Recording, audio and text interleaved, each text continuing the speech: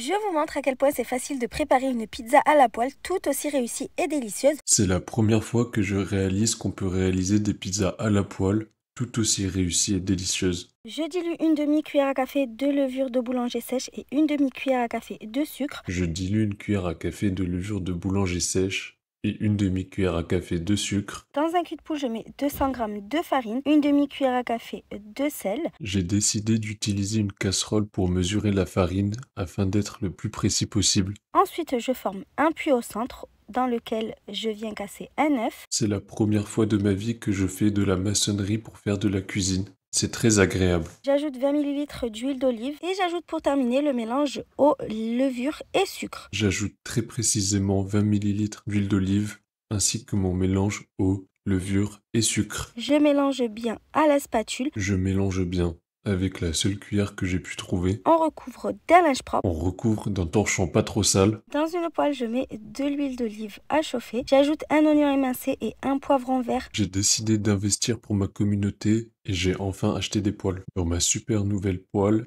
je mets un peu d'huile d'olive avec un oignon et un poivron. Je hache ensuite 3 gousses d'ail. J'ai passé au moins 10 minutes à comprendre comment cette machine marchait, mais au final, j'ai quand même réussi.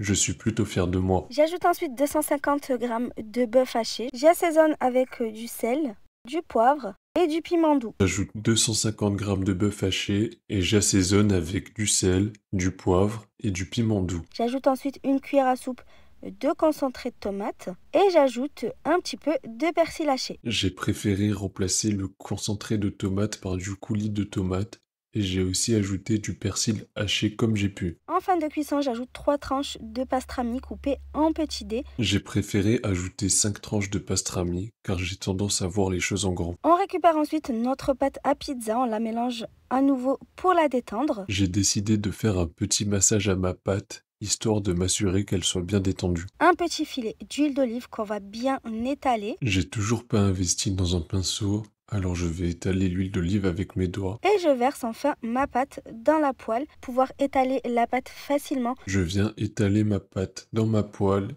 afin qu'elle remplisse complètement la circonférence de ma poêle. Et ensuite, on va la retourner de l'autre côté. C'était une opération très périlleuse et j'ai passé beaucoup de temps pour élaborer la meilleure stratégie. On va ajouter un petit peu de coulis de tomate. On ajoute ensuite la farce. Je dispose quelques olives noires pour terminer, un petit peu de fromage râpé. Je me sens vraiment comme un vrai pizzaiolo quand je fais tout ça. Ceci dit, j'ai quand même eu l'impression qu'il y avait beaucoup trop de farce pour la taille de ma pizza. Cependant, j'ai suivi toutes les indications alors je ne comprends pas trop. Comptez jusqu'à 10 minutes de cuisson en surveillant bien. Pendant que ça cuit, je tenais à vous faire part de ce magnifique commentaire que j'ai reçu de la part de Futur Canoë.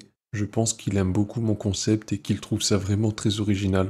Désormais, nous sommes amis sur TikTok. Il ne reste plus qu'à déguster votre délicieuse pizza à la poêle. J'espère que c'est normal que la pâte soit encore molle.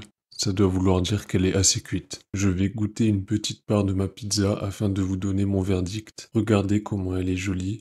On dirait qu'elle sort tout droit du restaurant italien. Je vais goûter et je vais vous donner ma note de 1 à 10. Waouh, elle est vraiment très bonne. Je lui mets la modeste note de